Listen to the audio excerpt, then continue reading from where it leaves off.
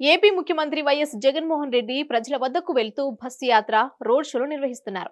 మేమంతా సిద్ధం రోడ్ షోలో అనూహ్య పరిణామం చోటు చేసుకోవడం సంచలనంగా మారింది.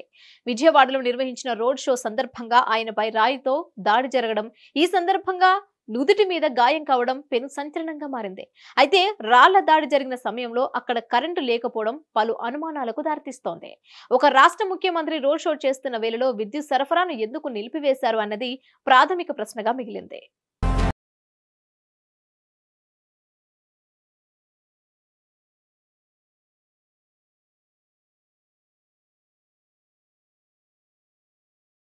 ఈ ప్రశ్నలపై ఓ క్లారిటీ అయితే వచ్చేసింది.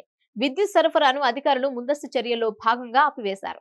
అయితే అందుకు వారు చెప్తున్న కారణం సబబుగా ఉంది. అయితే జగన్ భద్రతను పర్యవేక్షించే విభాగం ఈ రూట్ లో రోడ్ షో చేయడానికి ఎలా అనుమతించారు అన్నది ఇప్పుడు మరో ప్రశ్నగా మారింది. రోడ్ షో రూట్ మ్యాప్ ను సిద్ధం చేసిన వైసీపీ నేతల అత్యుత్సాహమే దాడికి కారణంగా మారిందన్న అభిప్రాయం వ్యక్తమవుతోంది. సాధారణంగా వీవీఐపీలు వెళ్లే మార్గాన్ని పోలీసులు ముందుగానే పరిశీలిస్తారు. ఆ మాటకొస్తే ముఖ్యమంత్రి ఎక్కడైనా పాల్గొంటున్న రోడ్ షో చేస్తున్నా ముందు రోజునే ట్రయల్ రన్ నిర్వహిస్తారు. దానికి 2 రోజుల ముందు అడ్వాన్స్డ్ సెక్యూరిటీ లైజన్ నిర్వహిస్తారు.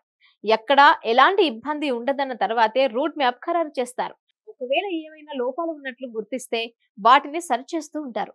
అయితే ఈ రాళ్ల దాడి జరిగిన ప్రాంతాన్ని పరిశీలిస్తే రోడ్ షో జరిగిన సింగ్ నగర్ డాబా కొట్ల రోడ్ లో 33 కేవీ లైన్లు ఉన్నాయి. అలాంటి దారిలో రోడ్ షో చేసేటప్పుడు అది బస్సు మీద నిలబడి వెళ్లటం ప్రమాదకరం. దీంతో ముందస్తు చర్యలో భాగంగానే అక్కడ విద్యుత్ సరఫరాను నిలిపివేసినట్లుగా తెలుస్తోంది. ఇక అదే అదురుగా చిమ్మ చీకటిగా ఉన్న వేళ దుండగులు రాళ్ల దాడికి పాల్పడి ఉంటారని భావిస్తున్నారు.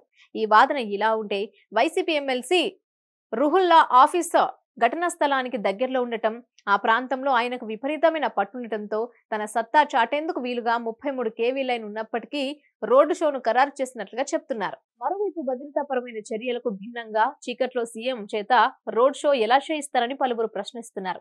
విద్యుత్ తీగలు ప్రమాదకరంగా ఉన్నాయన్న అంశం చర్చకొచ్చినప్పుడు అసలు ఆ రూట్ లోనే రోడ్ షో చేయకూడదని, అందుకు రూట్ మ్యాప్ ను ఖరారు చేయకూడదన్నది నిపుణుల మాటగా చెప్తున్నారు.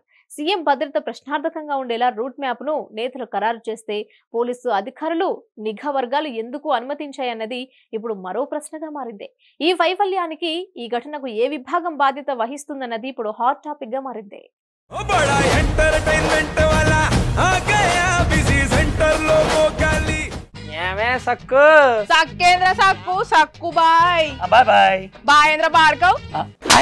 గిరాకొచ్చే టైం ఏంది? కస్టమర్లు వస్తున్నారు, రేడికల్ కస్టమర్లు వస్తున్నారు కదా, మాత్రం పొగరు ఉంటది. మరి తగ్గిద్దాం పొగర్ని. డబ్బులు కట్టేస్తామేంటి కొంప తీసి? లేదు, కస్టమర్లు ఆపేద్దాం. పదా మరి మన బిజినెస్ స్టార్ట్ చేద్దాం.